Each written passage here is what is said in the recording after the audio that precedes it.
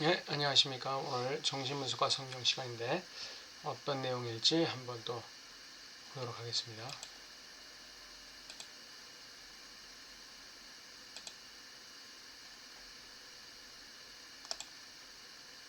예, 오늘은 입으로 들어가는 것이 아니라 나오는 것이 더럽다. 이런 제목으로 한번 살펴보겠습니다. 락강은 입으로 들어가는 것이 아니라 더러운 것이 아니라 나오는 것이 더럽다. 마태복음 말씀을 인용하면서 주체의 무의식의 구조를 통발의 구조로 설명합니다. 무의식이라는 통발 속에 들어가기는 해도 나오기는 매우 힘들다 이렇게 말합니다. 무의식에서 나오는 것은 오직 그 진실을 호소하는 증상 형태를 가지고 나옵니다. 무의식에서 나오는 것은 진실 그 자체로 나오질 않아요. 어떤 그 거짓의 형식을 입고 나오고 속임수의 형식을 입고 나오고 증상의 형식을 입고 나오고 이렇게 무의식에서 나오는 것은 그런 식으로 밖에는 나올 수가 없는 거예요. 왜 그럴까요? 감당이 안 되는 것이죠. 감당이 안 되는 거예요. 무의식에서 나오는 것을 주체가 감당할 수가 없는 거죠. 이를 분석함으로써 주체는 자신의 무의식에 어떤 기표가 들어갔는지를 추론하는 것이다. 그렇습니다. 뭘 가지고? 나오는 것을 가지고. 비오는 감각 인상이 갖고 있는 베타 요소에 집중하면서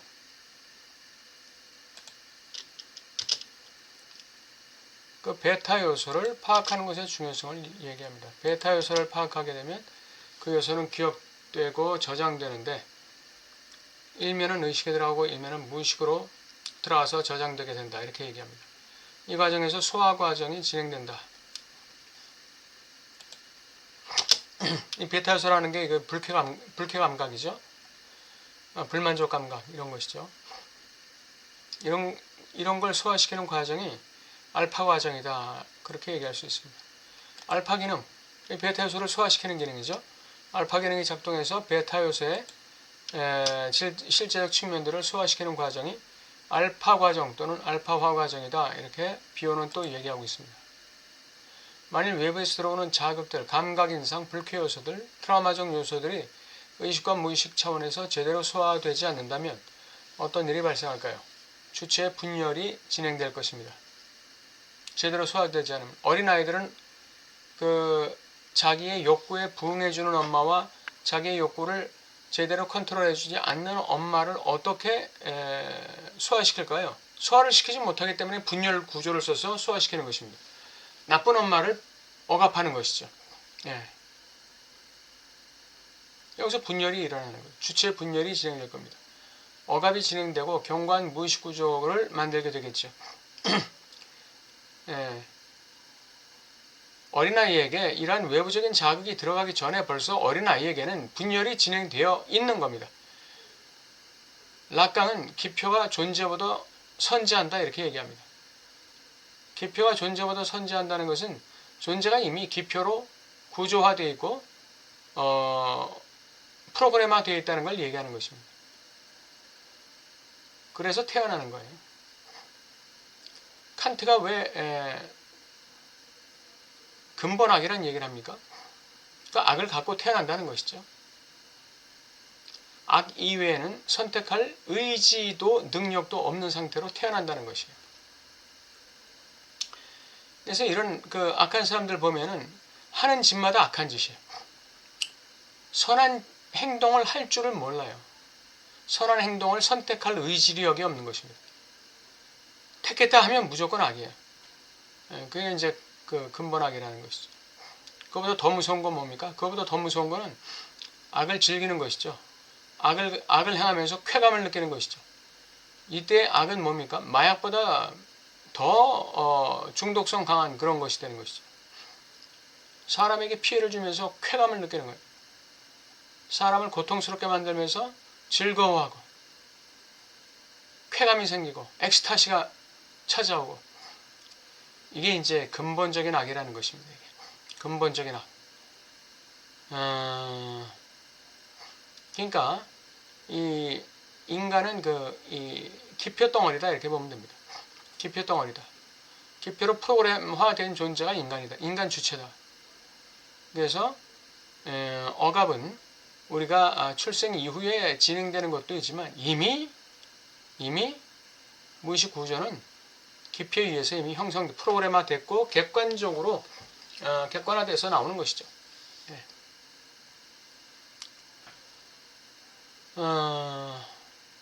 넷째 줄, 거기서부터 고통스러운 증상이 시작될 것이고 주체는 한편 분열된 무의식 구조에 의해서 세상을 분열 구조로 지각하게 되고 인식하게 될 것이다. 이랬습니다. 분열된 무의식 구조에 의해서 세상을 분열된 구조로 지각 인식하게 된다. 무서운 것이죠. 이것이 주체에게 가하는 고통은 매우 크고 결정적입니다. 그래서 이걸 인간이 이 자신의 그 무의식의 그 기표 구조를 바꾼다는 것, 이건 굉장히 어렵습니다. 표범이 그 반점을 바꿀 수 있을지언정 인간이 자신의 무의식의 이 기표 구조를 바꾼다는 건 매우 힘든 일이죠.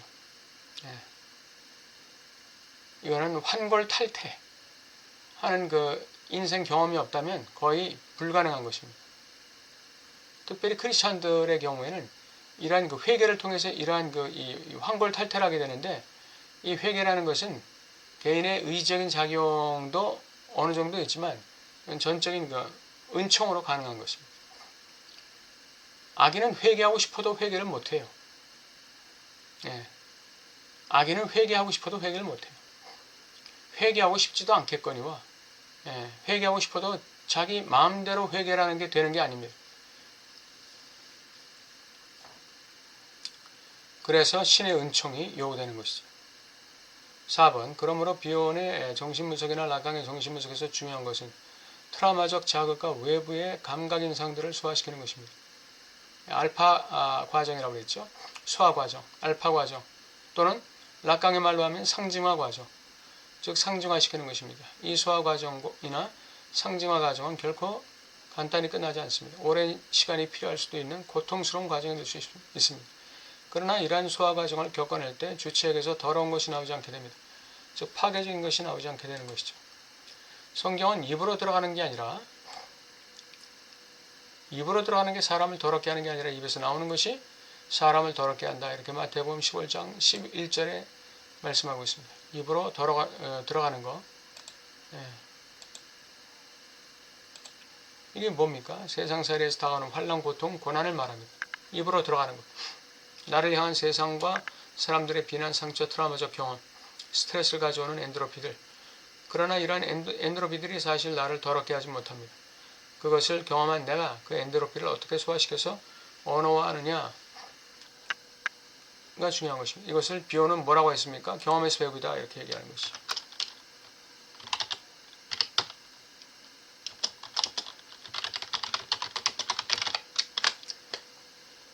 삶에서 다가오는 이 나를 향한 비난, 상처, 트라우마적 경험, 이런 것들, 또 환난, 고통, 고난. 이 고난이라는 건 좀 개인적인 것을 말하고, 환난이라는 것은 전 세계적인 걸 말하는 것이죠. 어찌됐든 이러한 것들은 주체에게 이런 게 다가올 때 그것은 그 나름대로 그 고난 하나하나가 가진 그런 메시지가 있어요. 그 주체에게 주는 메시지가 있어요. 그걸 배워야 되는 것이죠. 두 번째는 그러한 고난을 허락하신 신의 의지, 신의 메시지, 이걸 또 배워야 되는 것이죠. 인간은 그렇게 배워야 하는 것입니다. 단순히 학교에서만 배우는 게 아니에요. 석사, 박사 100개 따는 그런 공부만이 배우는 게 아니라 나의 일상 삶 속에서 내가 뭘 배우느냐, 내가 나의 일상 생활 속에서 무엇을 지각하고 깨닫고 배우느냐, 이게 진정한 배움이죠. 이게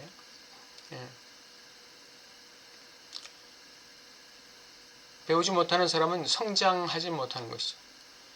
그러한 엔트로피에 눌려서 압도되면 절망적이고 체험적인 말이 나올 것입니다. 원망, 불평이 나오는 것이죠. 불만족이 나오는 것이죠. 이 말이 나를 더럽게 만들고 파괴적으로 만들고 내 인생을 파괴하는 말이 됩니다. 이 입에서 나오는 이것이 이 절망적이고 체념적이고 이 부정적인 말이 나와 내 인생을 파괴하고 더럽히는 것이죠. 이러한 엔트로피들을 소화시킨다는 것은 그것들을 품고 담아내며 견뎌내며 궁극적으로 언어를 통해서 상징화시킨다는 걸 의미합니다. 단어는 사물을 죽인다. 락강 얘기죠. 상징화 1단계입니다.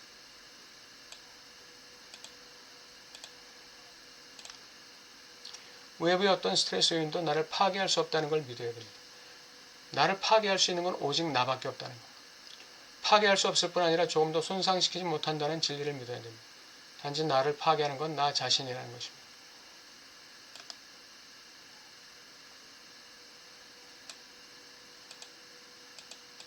내 입에서 나오는 것이 나를 파괴하고 내 인생을 파괴할 뿐입니다. 나와 내 인생에 들어오는 그 어떠한 것도 나와 내 인생을 파괴하지 못하고 더럽히지 못한다. 이것이 오늘 성경 마태복음 15장 11절이 말씀하시는 그 진리입니다. 내 인생에 들어오는 것이 나를 더럽히는 것이 아니라 내 입에서 나오는 것이 내 인생을 더럽힌다. 이게 오늘 내용의 핵심이 되겠습니다. 네, 오늘 성경과 중심서 오늘 여기서 마치고 다음 시간에 또 뵙겠습니다. 감사합니다.